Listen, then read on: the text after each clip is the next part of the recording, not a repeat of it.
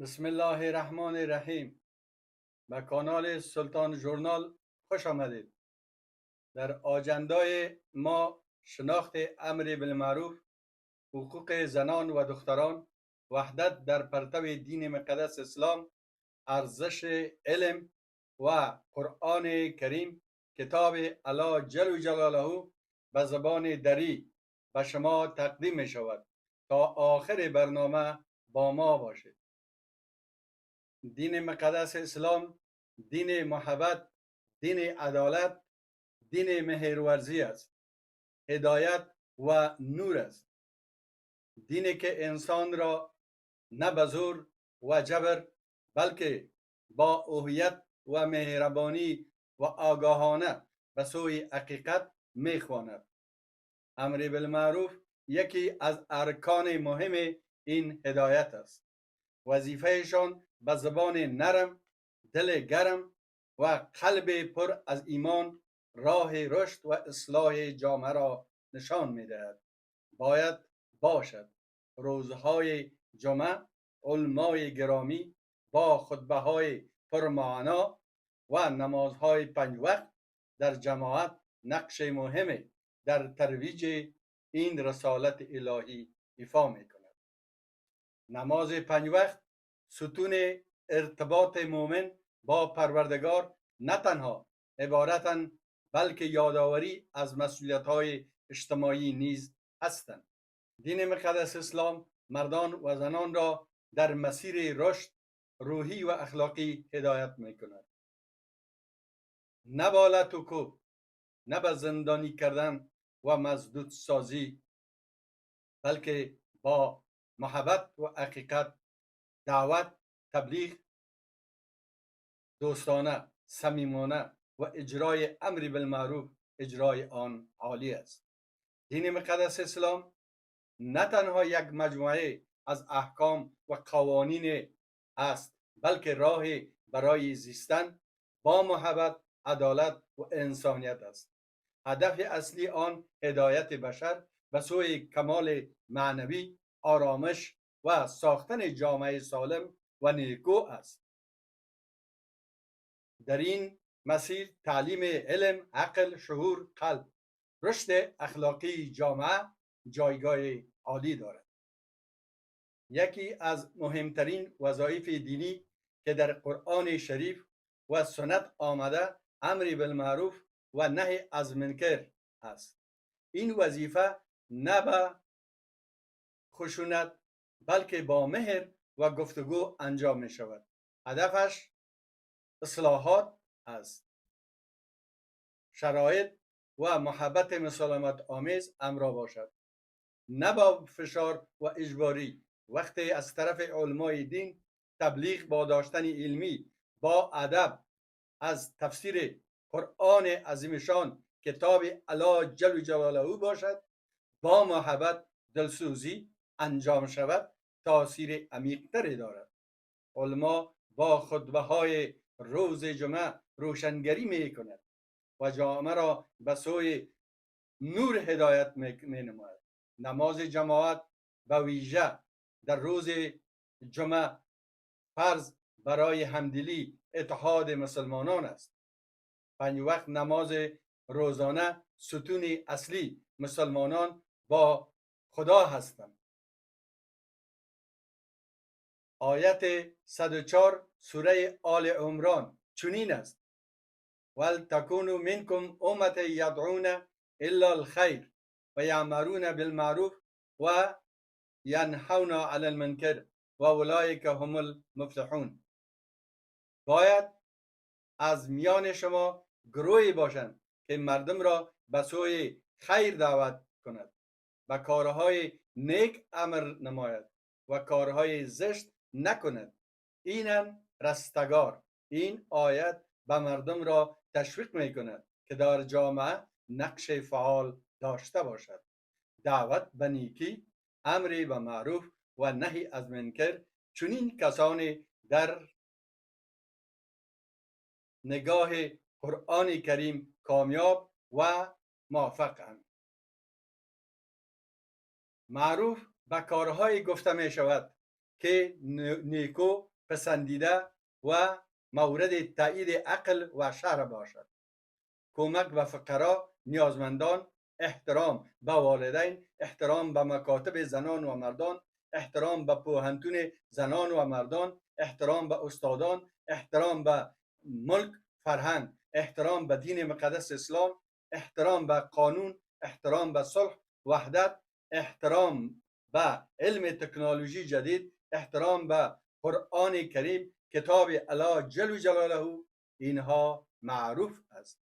منکر به کارهای زشت گفته می شود، مانند دروغ، مخالفت با علم مکتب، تبعیض نژادی، ظلم، دزدی، فساد اخلاقی، آدمربایی. منکرن از وطن، ملک، منکر از علم تکنولوژی جدید.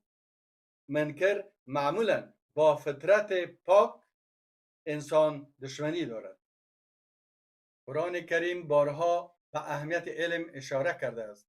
هل یستوی الناس یعلمون والذین لا یعلمون، سوره زمر آیه 9. علم، ابزار، فهم بهتر، دین، حقوق انسانی و راه برای رشد فردی و اجتماعی است. تفسیر قرآن شریف به ویژه در حقوق زنان نقش مهمی در بازنگری اجتماعی دارند. وحدت امت اسلامی از اهداف اصلی قرآن کریم کتاب الله جل جلاله است. واعتصموا بحبل الله جمیعا ولا تفرقوا، سوره آل عمران آیت 103. تفرقه میان مسلمانان زمین اساس، ضعف و سلطه دشمنان است. وحدت باید بر اساس عدالت، احترام به حقوق همه اقشار جامعه از جمله زنان بنا شود. بسته نمودن مکاتب دختران و جلوگیری از تعلیم و تربیت نه تنها مصداق امر به معروف نیست، بلکه خلاف روح قرآن کریم و دین مقدس اسلام است. دین اسلام به علم آموزی بسیار تاکید دارد. در قرآن کریم سوره زمر آیت 9 آمده است: هل یستوی الذین یعلمون والذین لا یعلمون، آیا کسانی که میداند یا کسانی که نمیداند برابرند؟ و همچنین اقرأ باسم ربک الذی خلق، سوره العلق آیت اول نخستین آیت است که بر پیغمبر دین مقدس اسلام محمد صلی الله علیه وسلم در غار حرا نازل شد و آغاز گر بعثت و رسالت الهی بوده است. اقرأ یعنی بخوان.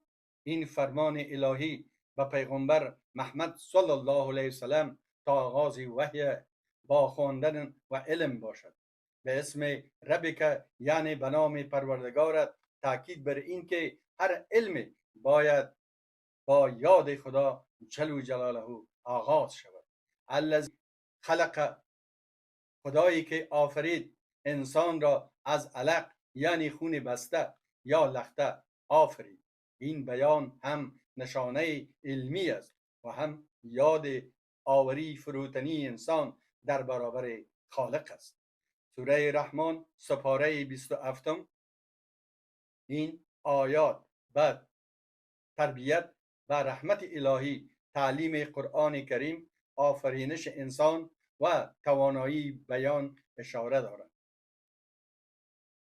الرحمن نام از نامهای خداوند جل جلاله که رحمت فراگیرش را نشان می‌دهد، هم بر مؤمن و هم بر غیر مؤمن. آغاز سوره با این اسم نشان دهنده محوریت رحمت در کل آفرینش است. علم القرآن، تعلیم قرآن پیش از خلقت انسان ذکر شده، یعنی روح انسان باید با وحی الهی تغذیه شود. خلق الانسان اشاره به آفرینش انسان از خاک، پس نطفه و مراحل جنین در سوره های دیگر مانند العلق و مومنون نیز مراحل خلقت انسان با دقت بیان شده است. علم البیان، بیان یعنی توانایی سخن گفتن، فهماندن و انتقال مفاهیم به مردم. آزادی بیان است، نه به جبر، نه کلمه از زندان. امر به معروف یعنی دعوت به اعمالی که عقلا شرعا پسندیده است.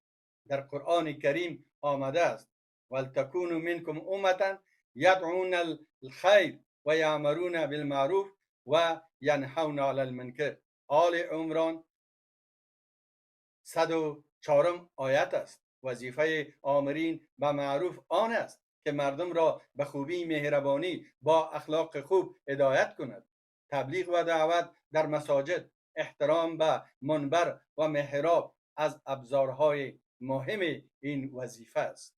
دین مقدس اسلام راهنمایی زندگی فردی و اجتماعی مسلمانان است.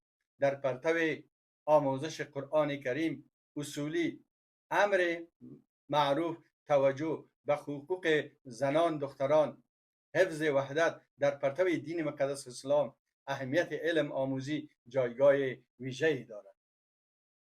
وحدت در پرتو دین مقدس اسلام یعنی صدای مسلمانان در مسیر حق با حفظ اصول و احترام به تفاوت‌ها. این وحدت نه تنها یک آرمان دینی بوده بلکه یک ضرورت اجتماعی و سیاسی در جهان امروز است.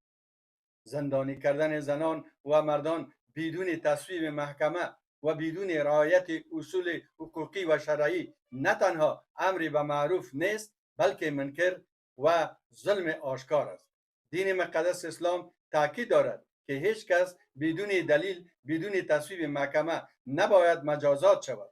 زندانی کردن زنان و مردان بدون تصویب محکمه خلاف قرآن کریم است، سنت و خلاف عقل و وجدان است.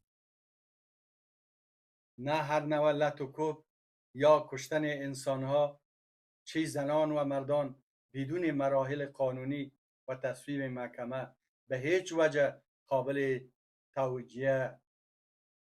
زندانی کردن مسلمانان جرم است، نقض حقوق بشر می باشد. عدالت باید از طریق محکمه بررسی شود، دلایل و شنیدن دفاع صورت گیرد. خشونت خودسرانه در صحرا یا هر مکان دیگر خلاف قانون است و انسانها را از حقوق قانونیشان محروم می سازد. سازمان ملل متحد حقوق بشر به طور مشخص به این نوع رفتارها مخالفت دارند و آن را نقض جدی حقوق بشر می دانند. وجود قانون اساسی در هر کشور نشانه از نظم، عدالت و احترام به حقوق شهروندان است. زمانی که تصمیم گیری ها بر اساس خواستهای شخصی انجام شود به جای اصول، حقوق زمینه فساد، تبعیض و بی‌عدالتی به وجود می آید.